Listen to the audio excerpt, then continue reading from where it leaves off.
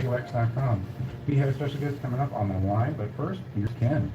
Hey, thanks, Jack. Good afternoon, everyone listening to CaMMVets Media here on WVOX 1460, and our special best wishes to all of our friends celebrating the new year today. We are going to talk in more detail about the Ukraine-Russia conflict, and we're glad to have back our favorite guest, Vietnam veteran from the 1st Air Cavalry Division, former New York State Assemblyman, 21 years in New York State, police officer, state trooper, professor at both John Jay and Iona, grad of the Kennedy School of Government, and Castelli. Bob, how are you today? Thank you for having me, Ken. I appreciate your time today. The Ukraine war in terror seems to be into a new phase, much more positive for the Ukraine. They've seemingly have the Russians backing off. They've reclaimed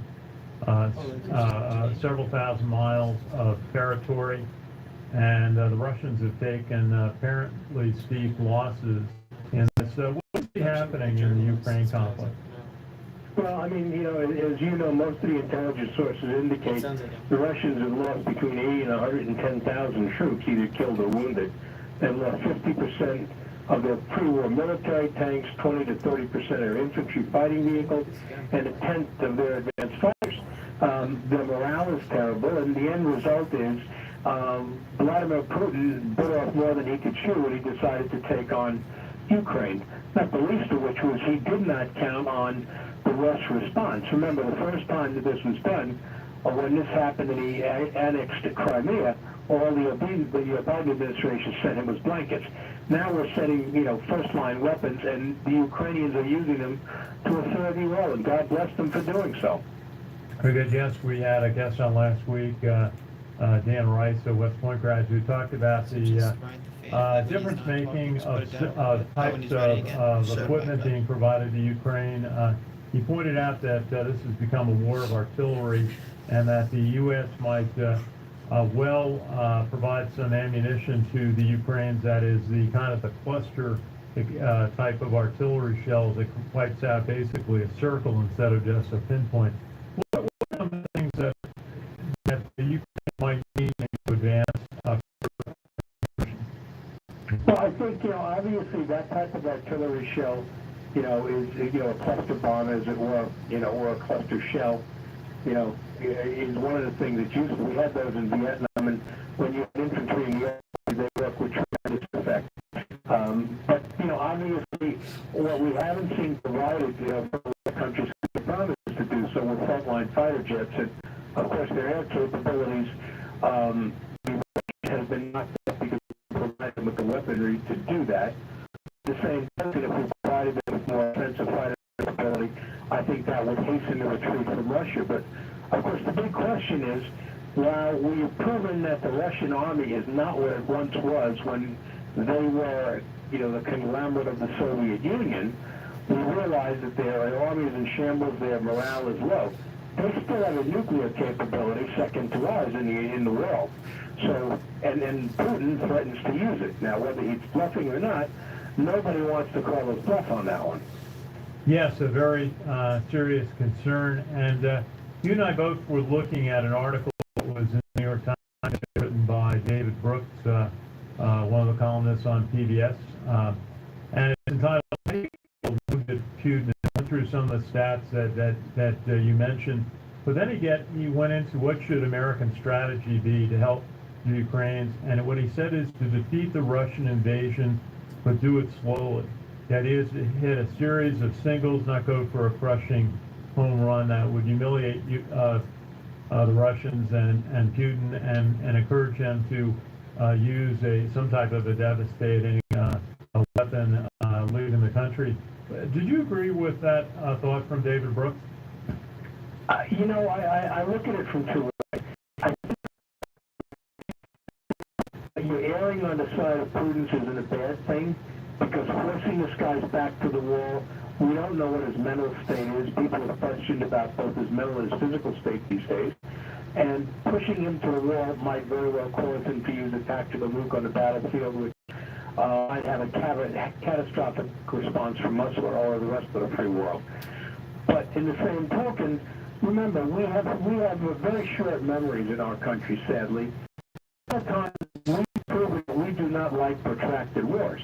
And as you and I both have noticed that over the last 7 months, the war in Ukraine, which dominated the news 24/7, is now simply a blip on the radar. And the longer we're involved, the less interested people become, sadly, to be involved and support them. Now, what we're hoping is that we will continue to have bipartisan support, regardless of the midterm elections coming up. Republicans and Democrats lockstep on the side of freedom and liberty for the Ukrainian people. That's who we are. It's what we stand for. So we're hoping that we continue that commitment, and I applaud President Biden for wanting to commit the billions of dollars that he does.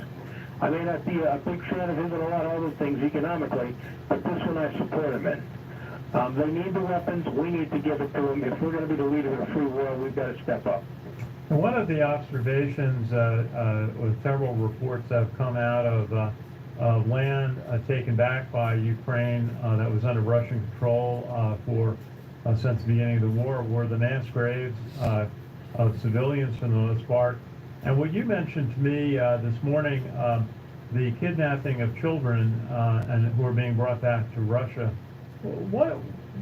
Tell us a little bit more about what you understand about that. Well, I mean, President Zelensky just yesterday indicated that there is evidence of thousands, not hundreds, but thousands of children being taken from their parents and taken into Russia.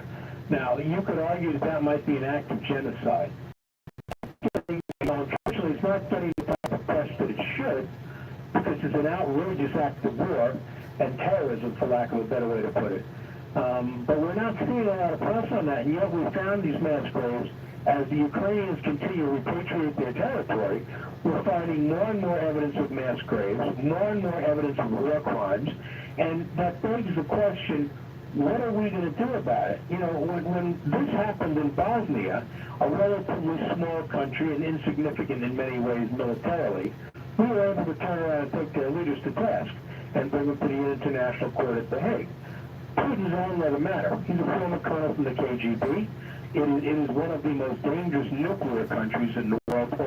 They no longer have the ground capabilities as we see with Ukraine. So what are we doing about this? One, and two, why is our press not picking up on this with the appropriate outrage that we should have as Americans? Absolutely, and we're talking to Robert Castelli, who is a U.S. Army veteran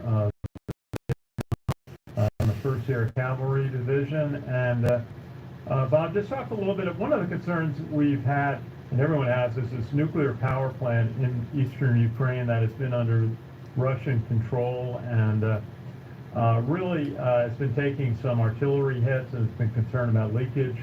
How do you see, is that something the Russians could use as a bargaining chip?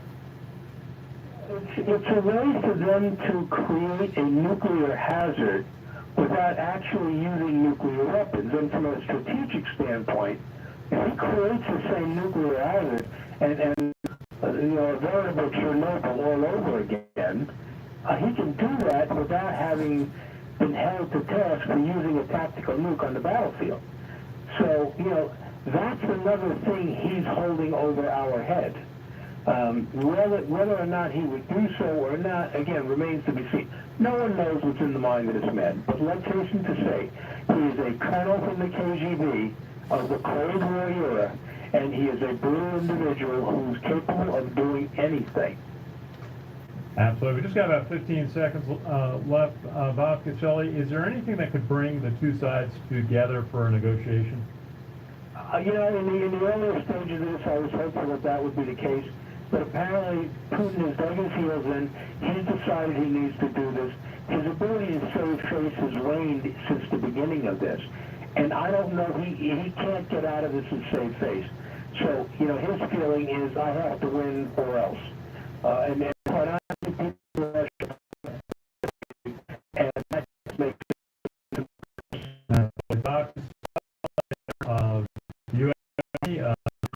Thank you so much for joining us and your expertise.